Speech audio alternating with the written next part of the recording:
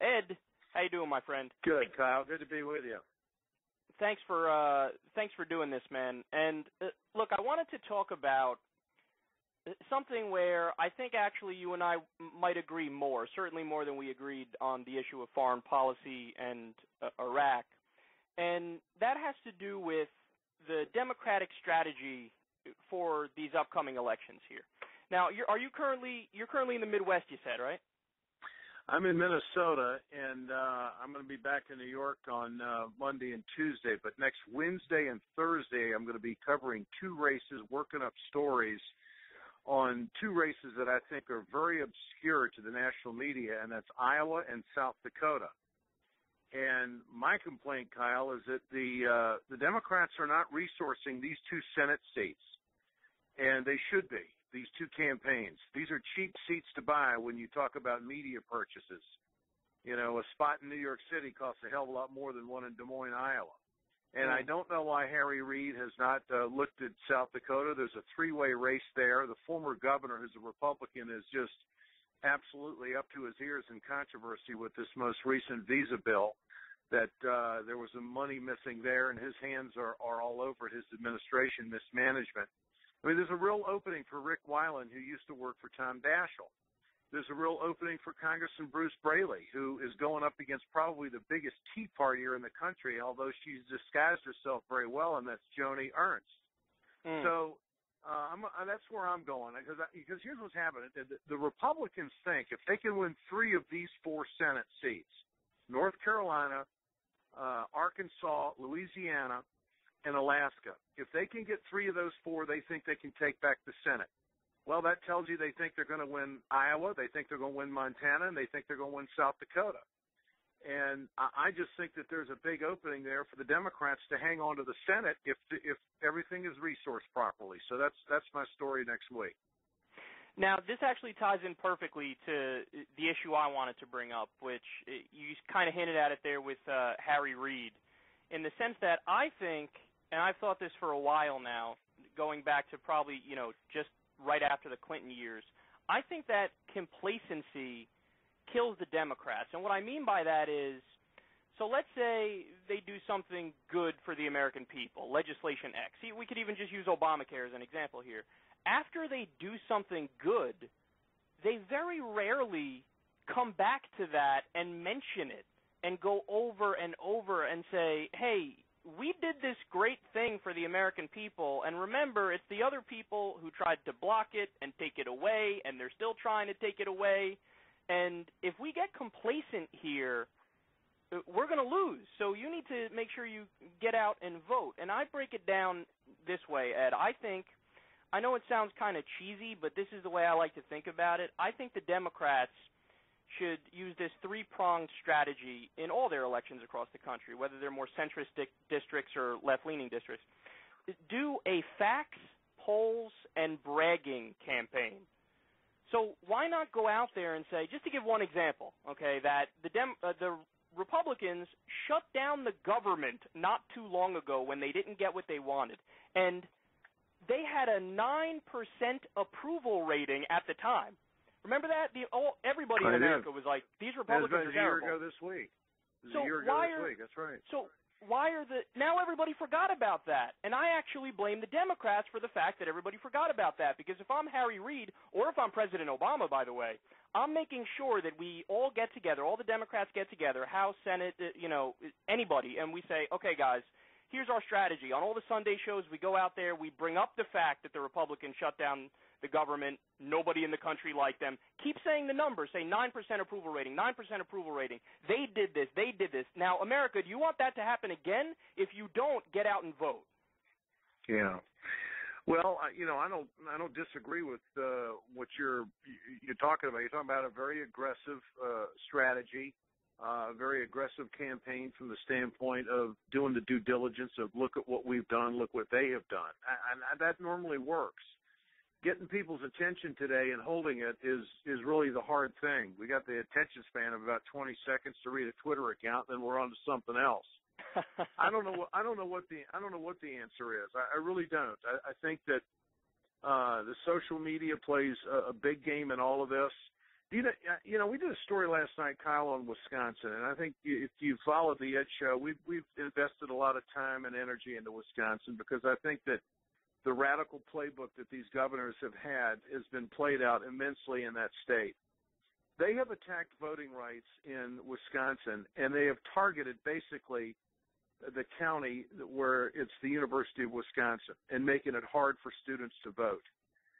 Now, this is a long-term strategy for Republicans. They look at things generationally. They map out where they want to be in 5 years, 10 years, and 20 years. They have a long game plan of what they want to do. The Democrats are always not so much long-term as they are reactionary. And it takes a lot of money to be reactionary. And I just think that this is could be a tough fall for the Democrats if we don't get motivated, if we don't recognize what's at stake here. I don't know. This is going to be very, very interesting. I can't wait to hear what people have to say in Iowa and South Dakota next week. I mean, if you look at the Democrats, they're all on populist issues, and they all poll well on populist issues. Everything that they've tried to accomplish. Okay, you just took the words directly out of my mouth here, because what I was going to bring up next is, if you have the ear of any one of these, Democratic players in these different states you're referencing right now, one of the things that I bang my head against the wall at night trying to figure out why the Democrats haven't done this is the idea of just old school style populism.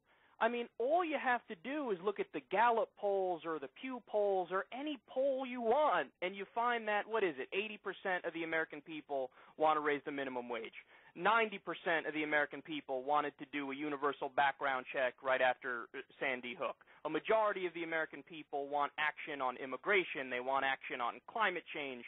When you look at Afghanistan, 17% of the American people want to stay there. In other words, the American people are largely anti-war, and of course the Democrats are usually the more anti-war party. So since we have the people on our side, why are we not referencing that? Could you imagine, Ed, if there was, whatever Republican X, Marco Rubio or Paul Ryan, whoever, they see a poll where they find that 80% of the American people are with them on any issue. Do you have any idea how many times they would bring that up and repeat it to the point where everybody in the country would know it? I know it. They're herding the cats is something the Democrats don't do a very good job of, and really never have. It's one of those inexplicable things in politics.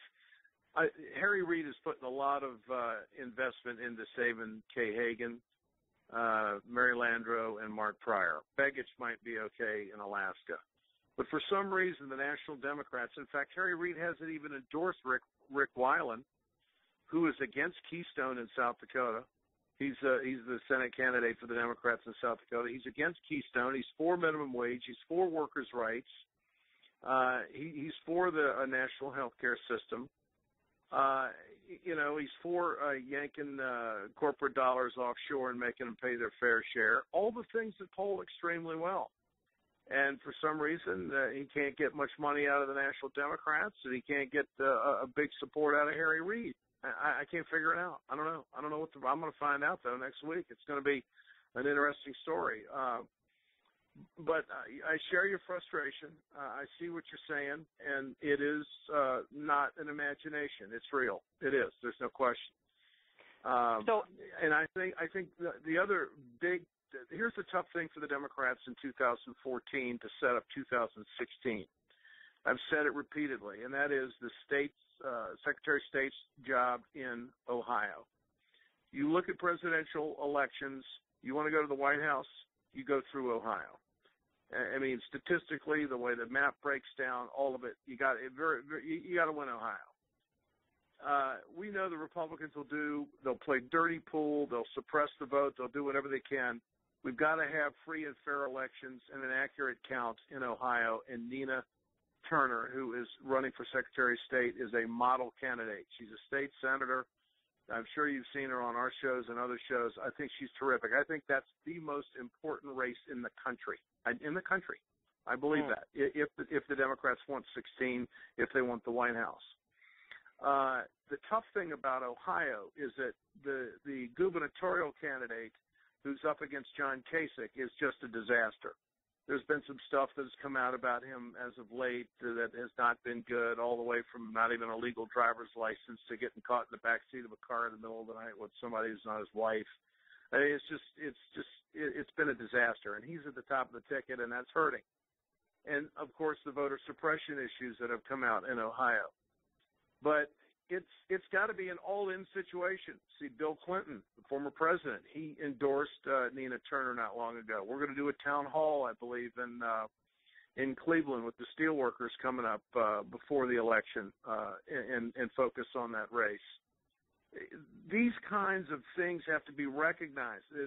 You basically have in this country 4 mega swing states, okay? You've got New York, you've got California, Texas, and Florida. All right, and then, of course, you have Ohio in the mix. Those 4 big mega states, there's one swing mega state, and that's Florida. We know that the Republicans are going to get Texas. We know the Democrats are going to get New York and California. Who's going to get Florida? That governor's race is huge. The Koch brothers have tossed millions of dollars into that.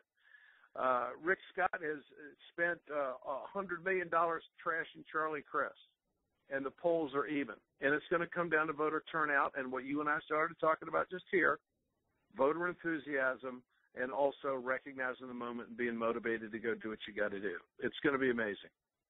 So, Ed, let me ask you, I just want to ask you one more very important question, then I'll let you go because I know you're busy.